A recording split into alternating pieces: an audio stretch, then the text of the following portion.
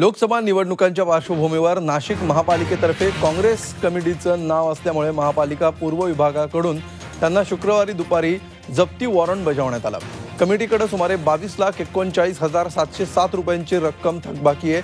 पूर्व विभागाच्या अधिकाऱ्यांकडून अध्यक्ष नाशिक जिल्हा Congress committee MG road Nashik नावानं काँग्रेस कमिटीला जप्ती वॉरंट बजावण्याची कारवाई करण्यात आली आहे। याविषयी अधिक माहिती घेऊया, आमचे प्रतिनिधी योगेश खरे सध्या आपल्याबरोबर आहेत। योगेश, काय नेमकं हे प्रकरण आहे, काय माहिती आहे?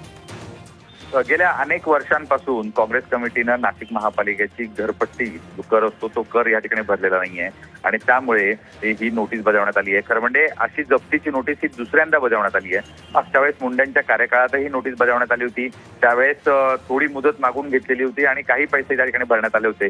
मात्र पूर्ण पैसे भरण्याचं आश्वासन देऊनही पैसे न भरल्यामुळे एकूण 20 जणांना अशा शहरामध्ये नोटिसा बजावण्यात आलेल्या आहेत। एकूण 120 जणांवर ही कारवाई करण्यात आली आहे। त्यातल्या 20 जणां जे गंभीर आहेत, ज्यांची प्रकरण अनेक वर्षांपासूनची कर बाकी आहे, त्यात काँग्रेस कमिटी आहे, म्हणून त्यांच्यावर जप्तीची कारवाईची नोटीसही देण्यात आली आहे। पूर्व विभाग नाशिक महापालिकेचा ही कारवाई करत आहे।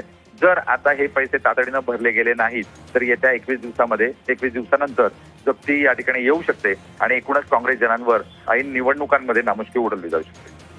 धन्यवाद योगेश या सविस्तर माहितीबद्दल।